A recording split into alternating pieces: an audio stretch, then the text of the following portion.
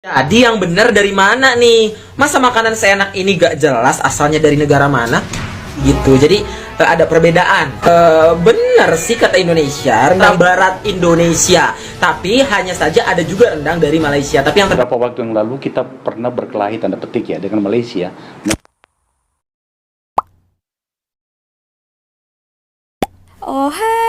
Halo, hai teman-teman, apa kabar kalian? Jumpa lagi di channel Misari. Semoga kalian yang menonton video ini tetap dalam keadaan baik-baik saja, tetap semangat dan selalu berpikiran positif. Oke, di video kali ini Sari terjumpa salah satu video yang cukup menarik untuk kita bahas ya, dan juga tambah-tambah informasi, kita sekalian belajar sejarah. Juga satu video yang akan kita reaksikan ini dari pakar-pakar dan langsung daripada UNESCO Paris menjawab tentang hal ini yang selalu beredar di masyarakat. Kita sekalian belajar dan tak dicakap nanti buta sejarah kan. Video ini sampai akhir, jangan setengah-setengah ya, supaya clear masalah ini. Oke, seperti apa videonya? Kita tengok video yang satu ini ya. Cium. Jadi yang benar dari mana nih? Masa makanan seenak ini gak jelas asalnya dari negara mana? Rendang jelas dari Indonesia, khas Sumatera Barat. Cuma mungkin di Malaysia juga ada versi rendang Malaysia itu sendiri gitu. Jadi ada perbedaan. Bener sih kata Indonesia, rendang itu ada rendang Indonesia, ada rendang Malaysia. Jadi ada perbedaan, bener gitu ya. Iya, dari mana? Kan kalau terdaftar atau mau didaftarin itu kan harus satu. Masa dari dua negara, aneh. Mana gitu loh maksudnya? Enggak, maksudnya kan dari bahan baku, dari rempah-rempahnya itu kan pasti sedikit ada persamaan dan pasti banyak perbedaannya juga. Jadi cara mengolahnya mungkin dan biar gue aja yang jawab. Dalam data UNESCO, original rendang itu berasal dari Sumatera Barat Indonesia. Tapi hanya saja ada juga rendang dari Malaysia. Tapi yang terdaftar itu tetap dari Indonesia. Perbedaannya cukup signifikan. Kalau rendang Indonesia itu dia sedikit kering dan sedikit lebih gurih. Kalau yang Malaysia itu berkuah seperti ini. Oke. Jadi intinya dari Indonesia ya. Ngomong-ngomong, Indonesia itu batiknya bagus juga. Batik juga berasal dari Indonesia kan? Iya, dari Indonesia kan? Iya, jelas dari Indonesia kan originalnya gitu. Tapi kan kalau negara lain misalkan menginovasi boleh. Khas batik dari Malaysia juga ada sih, khas batik Malaysia ya. Cuman originalnya mungkin tetap dari Indonesia. Nah, kalau ini namanya bolu Swiss, bolu yang berasal asli dari Swiss. Ya teman-teman, nah ini ya selalu juga perbincangan ya, rendang ya, ada rendang Malaysia dan juga rendang Indonesia. Dan seenak itu pun dipermasalahkan dari mana. Nah, kita makan, kita nikmati, sedapnya rendang nih. Tak payah kita susah-susah berpikir lagi makan macam itu kan. Dari mana ya asal rendang ini? Tak payah macam itu, kita nikmati aja makanannya kan. Tak habis-habis juga ya pasal ini. Oke, kita clearkan di dalam video ini. Nanti kita reaksikan orang yang pakar langsung menjawabnya ya. Sebelum adanya Malaysia Indonesia, dulu kita adalah satu Nusantara ya. Untuk pengetahuan teman-teman semuanya, di Malaysia juga ada suku Minang ya, di Negeri Sembilan ya kalau tak silap Sari. Oke, salah satu contoh lah ya, Sari ada baca-baca beberapa komentar tentang baju Melayu. Nah, Sari ada baca komentar daripada orang Malaysia langsung mengatakan baju Melayu ataupun baju kurung itu bukan punya Malaysia, melainkan punya Melayu. Jadi suku Melayu yang ada di Indonesia, contohnya Kepulauan Riau, mereka itu bebas menggunakan baju kurung dan juga baju Melayu karena itu memang orang Melayu kan mereka. Jadi siapa-siapapun boleh pakai, yang penting kan tujuannya kita lestarikan, jangan punah. Nah macam itu. Buat apa kita mempersalahkan dari negara sini lah, dari negara situ. Kita nikmatilah yang dulu-dulu macam rendang, ada juga macam batik, macam kebaya. Nah ini juga satu informasi ya. Itu hari Sari ada baca satu artikel, Singapura, Brunei dan juga Malaysia mau mendaftarkan kebaya budaya ke UNESCO. Hanya Indonesia juga mau ikut bersama-sama untuk mendaftarkan kebaya ke UNESCO. Jadi itu punya Nusantara ya teman-teman. Nah kalau Sari membahasnya belum cukup ilmu sangat pakarnya tentang kebudayaan seperti ini. Oke, salah satu video ini kita tengok sama-sama ya teman-teman. Ini langsung orang pintar yang membahasnya. Nah ini langsung videonya daripada UNESCO Paris. Oke, kita tengok sama-sama ya. Kalau boleh kalian tengok video yang sampai akhir supaya dapat inti daripada apa yang dikatakan oleh kedua orang pintar ini. Oke, so tengok video ini ya. Cium. Istimewa banget episode ini. Saya sedang berada di lantai 5 kantor pusat UNESCO di kota Paris. Tidak jauh dari sini, di belakang sana tuh ada Eiffel, Menara Eiffel. Pokoknya top lah episode kali ini. Kita dengar Tapi sama-sama ya. yang akan kami bicarakan juga tidak kalah pentingnya, menyangkut dengan apa saja sih tugas-tugas UNESCO, bagaimana kita berada di dalamnya, dan yang paling penting adalah sering sekali kita berkelahi dengan bangsa lain menyangkut dengan apa yang diputuskan oleh UNESCO. Dalam hal ini soal pencatatan di dalam catatan UNESCO tentang beberapa hal yang menyangkut dengan budaya dan segala macam. Kita akan membahas hari ini sebab sejujurnya saya ternyata juga banyak salah, dan saya di antara kita juga yang keliru dalam memahami apa sebenarnya yang terjadi. Beberapa waktu yang lalu kita pernah berkelahi tanda petik ya dengan Malaysia menyangkut dengan apa itu Riau Ponorogo. Ya, betul. Karena didaftarkan oleh Malaysia. Nah, kemarin ada lagi songket. Ribut juga. Nah, bulan ini akan ada beberapa pendaftaran elemen. Di sini namanya elemen. Apa sih sebenarnya itu? Apakah kita tidak menghabiskan waktu berkelahi terlalu banyak? Padahal sebenarnya bukan itu substansinya. Iya. Sebab yang dilakukan oleh UNESCO ternyata berbeda banget. Karena ini bukan paten. Kalau paten oke, kita berkelahi. Tetapi ternyata ini bukan paten.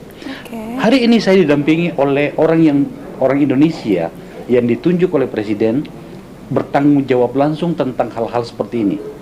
Dubes kita di UNESCO yang dalam jabatannya juga disebutkan sebagai wakil perwakilan tetap Indonesia di UNESCO. Profesor Ismunandar. Prof. Ternyata daripada apa yang dikatakan Bapak itu tadi, ternyata masih banyak juga pemimpin-pemimpin yang masih salah paham terhadap budaya ini ya. Oke, kita dengarkan sama-sama, belajar sama-sama, ambil yang positifnya. Istimewa banget kita ya. Makasih. Kita ada di tengah kota Paris. Di sebelah ini kan ini kantor kita di sini, kantor UNESCO, tapi ya? Kantor perwakilan kita juga di dekat sini. Duta Di dekat besar sini, UNESCO ya. Ya, itu luar biasa tuh.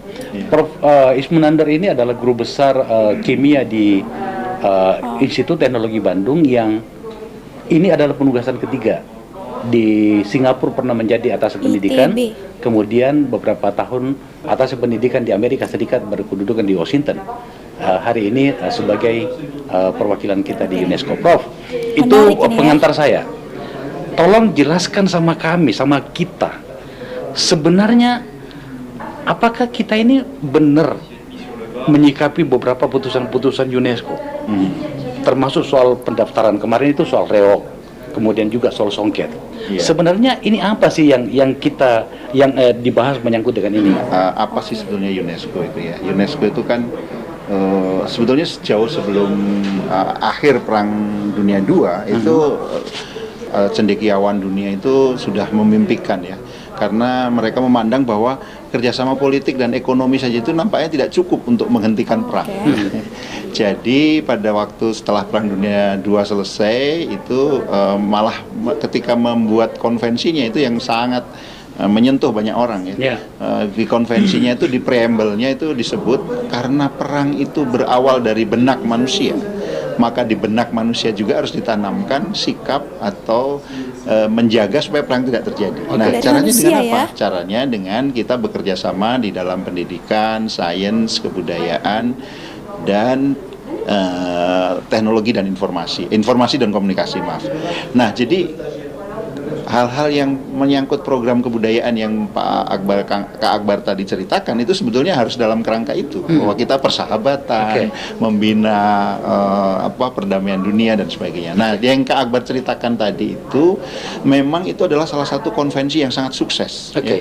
Jadi itu konvensi itu disebut konvensi 2003 yang adalah esensinya perlindungan warisan budaya tak benda. Sebelumnya itu ada konvensi yang disebut konvensi tahun 1972 itu yang menyangkut warisan dunia yang kayak Borobudur, Lawrence, taman atau hutan tropik kita di Sumatera. Kita sudah ada 12 juga itu di sana. Ini kita sebutkan Prof, supaya orang-orang di Jakarta, di kita itu memahami bahwa apa-apa saja warisan budaya dunia itu dalam bentuk World Cultural Heritage WCH itu Candi Borobudur, ada 9, mohon maaf. Jadi ada warisan budaya itu, ada warisan budaya yang warisan dunia yang budaya, kemudian ada warisan yang alam. Nah, itu konvensi 72. Konvensi 72 bedanya itu. Ya. Kalau konvensi alam dunia itu Taman Nasional Komodo, Taman Nasional Ujung Kulon, Taman Nasional Lawrence, yang di Papua, dan warisan hutan hujan tropis Sumatera. Masuk istilahnya red danger list. Ada tanda-tanda bahaya nih. Kalau kita tidak bisa menjaganya, bisa akhirnya out seperti yang Liverpool kemarin ya, tahun kemarin itu Liverpool keluar dari daftar. Nah, itu loh, hati-hati loh. Jangan sampai kita setengah mati mendaftarkannya tapi kemudian kita tidak bisa rawat dan keluar. Ini Sari baru tahu kalau kita mendaftarkannya kita juga harus menjaga dan melestarikannya ya. Kalau tak boleh juga ditarik balik ya. Manusia purba Sangiran, kemudian budaya Provinsi Bali dalam bentuk sistem subak, dan tambang batubara Ombilin Sawah Lunto. Jadi ada 9 kita. Ada 9 warisan dunia itu. Nah, ini yang itu tadi yang konvensi 72, Kak. Konvensi 72. Itu konvensi 72 itu lebih ke sebetulnya warisan dunia itu harus dijaga betul. Nah, itu karena itu menyangkut tadi ya, arsitektur atau candi dan sebagainya itu yang harus di-preserve. Nah, ini yang kadang-kadang di kita ini problemnya. Kita masih perlu membangun, kita masih perlu ada situs-situs itu mungkin perlu dikembangkan ya, karena untuk masyarakat sekitar dan sebagainya. Jadi situs pariwisata tapi tidak berkembang, masyarakat sekitarnya tidak menikmati, kan akan problem juga. Nah, ini kadang-kadang tantangan. Iya, betul paham. Padahal maunya UNESCO atau maunya Komisi WHC itu kalau sudah masuk daftar itu harus benar-benar di-preserve keasliannya. Ada berapa jenis sih dari yang dalam hal seperti ini yang masuk dalam kategori perlindungan UNESCO? Itu yang sudah didaftarkan. Indonesia sudah mendaftarkan berapa banyak semuanya? Ya itu tadi Kak, jadi programnya memang ada beberapa ya. Jadi tadi memang yang kita agak diskusikan awal, warisan dunia, kemudian nanti kita mungkin bisa agak diskusi panjang yang tadi berantem dengan negara sebelah tadi itu adalah warisan budaya tak benda. Itu adalah di sektor kebudayaan, program sektor kebudayaan. Sebetulnya yang punya list inskripsi itu utamanya 2 itu, warisan dunia dengan warisan budaya tak benda. Nah, tapi kemudian ada program di sektor sains ya, tadi Kak Akbar menyebut biosfer, ada geopark, itu tuh sektor sains sebetulnya yang punya program. Ada mereka lebih ke ya? Sebetulnya, kita punya warisan geologis dunia yang bagus sekali. Misalnya sekarang yang sedang kita usulkan Maros Pangkep nih. Maros Pangkep? Wilayahnya Kak Akbar ini. Kars ya? Ya, Kars Maros Pangkep itu karena secara geologis itu menarik sekali. Dan itu lebih ke, ya bagaimana kita lagi-lagi melestarikan, tetapi lebih ke bagaimana kita semua belajar sainsnya, ya, kemudian melestarikan dan sebagainya. Tapi aspek kemudian budaya. Nah, kemudian memang kadang-kadang satu inskripsi atau satu program dengan program lain itu ada tumpang tindihnya. Jadi misalnya bisa saja dalam satu situs itu di situ ada warisan dunianya, ada ternyata secara geologis juga menarik, bisa kemudian diinskripsi juga di geoparknya. Kemudian di geoparknya itu tumbuh biosfer yang bagus juga, kita bisa inskripsi juga biosfernya. Gitu. Ada kemungkinan biosfer dan geopark itu di sektor sains. Kemudian kalau di sektor yang tadi Kak Akbar menyebut MOW, Memory of the World, jadi itu adalah program bidang komunikasi dan informasi. Oke. Jadi kita menganggap dunia ini jangan sampai kita itu ya kayak kita ya, kayak manusia kemudian catatan sejarah kita nggak punya. Nah itu kan kita bisa nggak punya identitas. Nah, Oh, oke. banyak hal di dunia ini di mana misalnya saja kita sudah menginskripsikan yang Lagaligo itu kan bukan main itu. Iya, iya. Kemudian arsip VOC ya apapun itu adalah sejarah dunia yang Betul. bisa jadilah bagi negara kita itu penjajahan, di tafsir yang lain itu adalah itu adalah suatu perkembangan perniagaan dunia yang pertama sekali. Ya, itu tafsir sejarah, kita bisa belajar dari sana. Tetapi yang penting arsip itu jangan Daripada pembicaraan Bapak ini, Sari menangkapkan kalau kita sudah mendaftarkan ke UNESCO, kita juga ada tanggung jawab juga ya untuk melestarikannya, menjaganya juga supaya tak hilang. Tanya boleh juga dihapus juga daripada UNESCO. Oke, sekali lagi ya tujuannya kita harus melestarikannya, menjaga juga ya sampai ke anak cucu kita supaya terus ada. hilang supaya generasi berikutnya bisa reinterpretasi, belajar lagi dari situ dan sebagainya. Nah, itu program sektor komunikasi dan informasi. Jadi sebetulnya banyak. Nah, memang yang di masyarakat kita sering terdengar itu karena aspek budaya tadi ya. Oke. Budaya, Nah, yes. tadi yang Kak Akbar sebut memang warisan dunia itu kita sekarang memang agak slow down mendaftarkannya ya.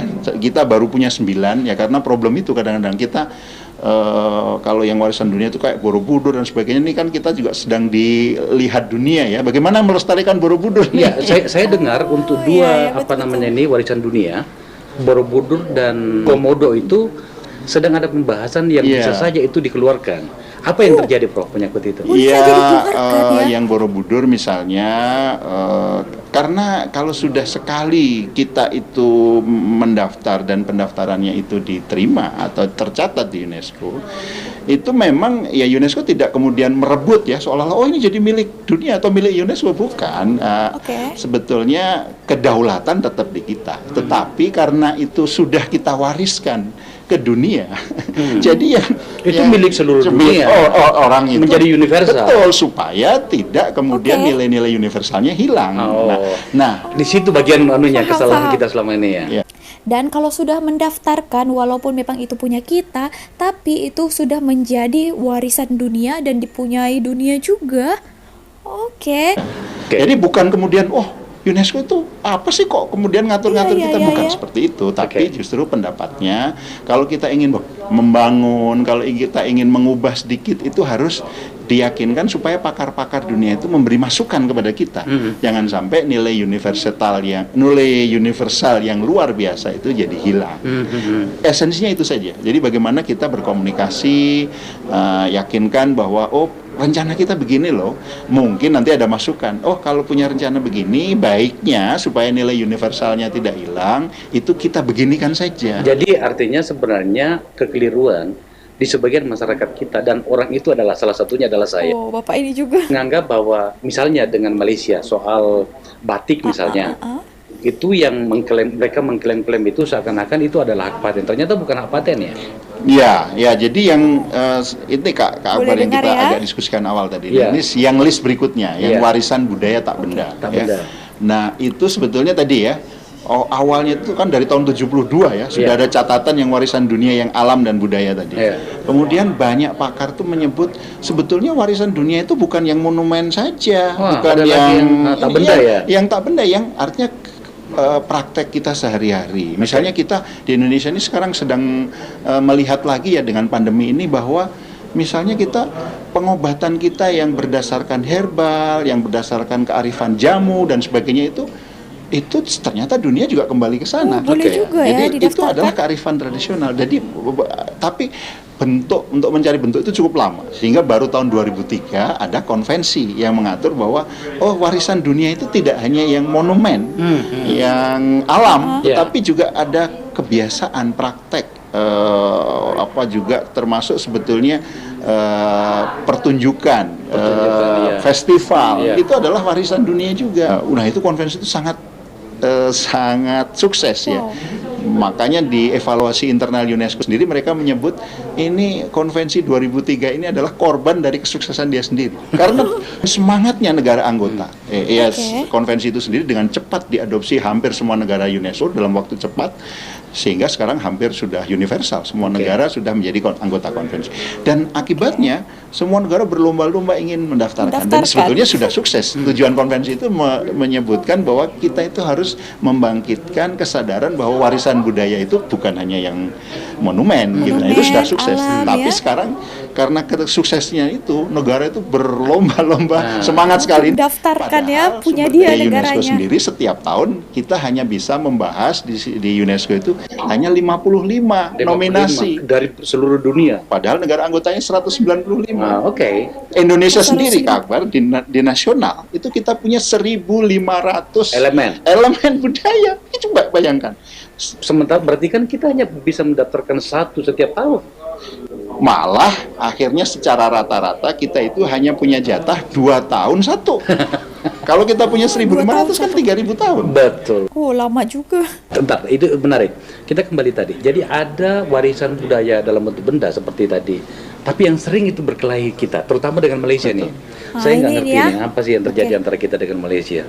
Sampai dalam hal sepak bola kita boleh kalah dari mana saja, tapi yang penting jangan kalah dari Malaysia. Nah ternyata ya juga betul. dalam seperti ini. Kita kan ribut pada beberapa tahun yang lalu soal reog, kemudian Riau songket, Ponorogo ya ya. kan? Nah sekarang tahun ini kita akan mendaftarkan apa? Iya, Rendang, batik, tahun ini tentu kebaya. kami di Paris masih menunggu yang diputuskan Mas Mendikbudristek ya. Oke, Karena itu keputusan di nasional. Sebetulnya kalau yang warisan budaya tak benda itu harus dasarnya dari masyarakat. Oke. Jadi Dari harus masyarakat yang masyarakat ya. mengusulkan. Negara ya karena akhirnya yang jadi anggota UNESCO itu negara ya ada kewajiban mencatat, sebetulnya membantu pengusulan dan sebagainya. Tetapi harusnya berawal dari masyarakat. Nah tadi Kak Akbar menarik ya bahwa kita dengan Malaysia ada contoh-contoh seperti itu banyak sebetulnya. Jadi misalnya yang bukan cuma dengan Malaysia saja. bukan Indonesia dan Malaysia Iya. saja yang Brunei, agak sensitif ya. seperti itu.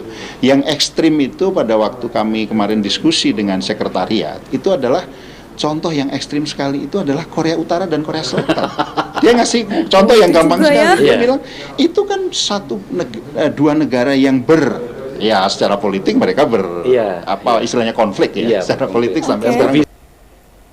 Dan secara budaya mereka adalah satu bangsa. Oke. Betul. Macam kita Nusantara juga ya kan. ini menarik ya. Jadi ada kalau yang kimchi itu mereka akhirnya Korea Selatan menginskripsikan kimchi, Korea Utara dalam waktu beberapa tahun kemudian menginskripsikan kimchi juga. Dan itu boleh. Sama-sama ya. Boleh saja. Karena memang budaya kimchi hidup di Korea Utara, hidup di Korea Selatan. Tapi kan sekarang sudah dinikmati termasuk di kita di Jakarta. Gitu kan. Betul. Jadi ada suatu saat, jadi kalau tidak salah 2015 ya, mereka itu bisa duduk satu meja bersama-sama mengusulkan ada budaya gulat tradisional. Gulat tradisional. Dan mereka wrestling. Akhirnya mereka usulkan Sama-sama ya. Dan diterima.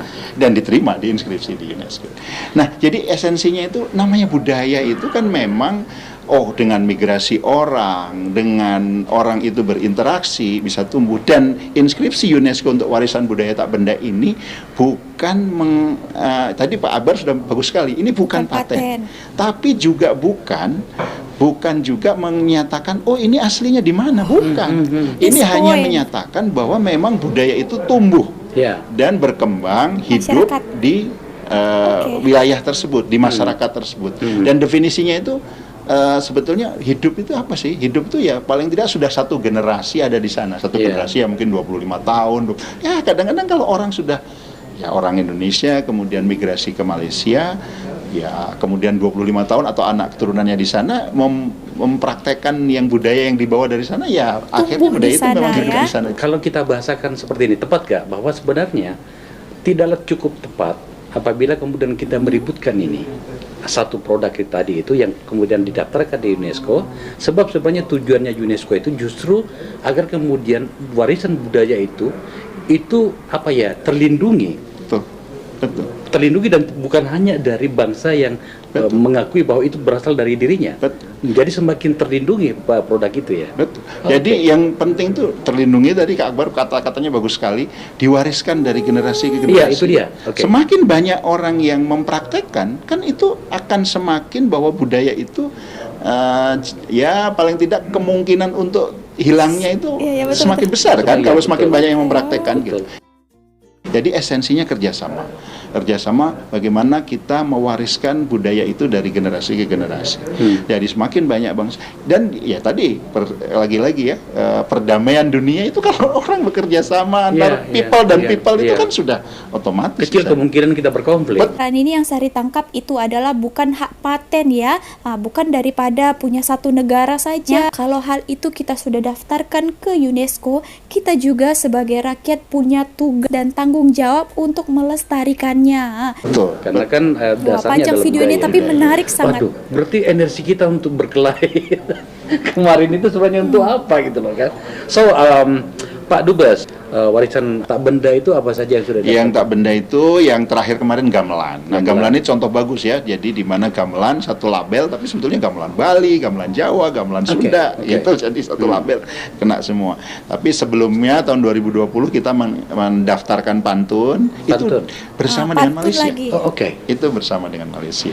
Oke. Kemudian tahun sebelumnya pencak silat. Nah, ini juga unik nih. Indonesia mendaftarkan pencak silat dari sisi kebudayaannya, Malaysia mendaftarkan pencak silat dari sisi olahraganya. Oke. Tapi pencak silat itu bukan bersama ya, Iya. tapi Indonesia mendaftarkan dan diinskripsi tahun yang sama. Dan diterima dua-duanya? Diterima dua-duanya. Kita punya pengalaman juga bahwa mendaftarkan masing-masing, diterima gitu. Oke. Kemudian pinisi dari tempat Kak Iya, Akbar lagi. di kampung saya nih. Oke. Kampung Kak Akbar.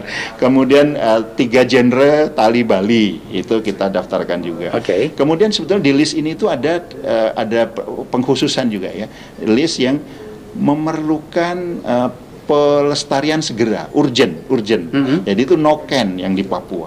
Nah, ini bagaimana sih sebetulnya kita kemudian membangkitkan budaya itu, anak-anak mudanya itu lebih bangga pakai tas noken daripada tas plastik misalnya, dan seterusnya ya. Kemudian ada yang daftar yang urgen juga itu tari saman ya. Tari saman kan sudah lumayan baik sekarang ya. Nah, ini sebenarnya kita sedang pikirkan juga bagaimana supaya keluar dari urgent list ya. Keris dan wayangnya. Ya, Oke. gitu. Berarti sudah 12 ya? 12. Nah, berikutnya ini adalah Nah, kita tunggu dari Jakarta. Apa yang terjadi dengan songket? Songket Songket. itu sebetulnya begini, Kak Akbar. Jadi songket itu tahun lalu sudah dicatatkan oleh Malaysia, diusulkan Malaysia. Sempat memang secara diplomasi kita ajak bersama-sama, tapi pada waktu itu Malaysia merasa wah kalau harus diubah nominasinya menjadi nominasi bersama, mereka mundur terlalu jauh. Ya sudah, kita ini. Tapi sebetulnya lagi-lagi kita sudah koordinasi bahwa itu ada berbagai cara. Jadi kalau kita ingin nominasikan songket lagi di Indonesia nggak masalah. Ada juga. Sama-sama Atau pun bisa boleh juga ya. sekarang ada metode di mana songket yang sudah dinominasikan di Malaysia itu kita perluas. Oh, bahwa budaya songket itu tuh nggak ada di Malaysia loh. Di Indonesia juga tumbuh budaya songket atau hidup dan lestari di Indonesia. Kita bisa perluas namanya. Extension nomination namanya. Jadi kita bisa lakukan juga. perdamaian dunia. Hebat, bagus pembicaraan kali ini. Bisa kita capai melalui pendekatan-pendekatan Betul, seperti ini, betul. melalui UNESCO ya. Betul. Jadi kita tidak perlu berkelahi sebenarnya, Bro. Iya. Saya selalu mengulang-ulangi kata berkelahi karena pada beberapa bagian kan memang kita lihat ya.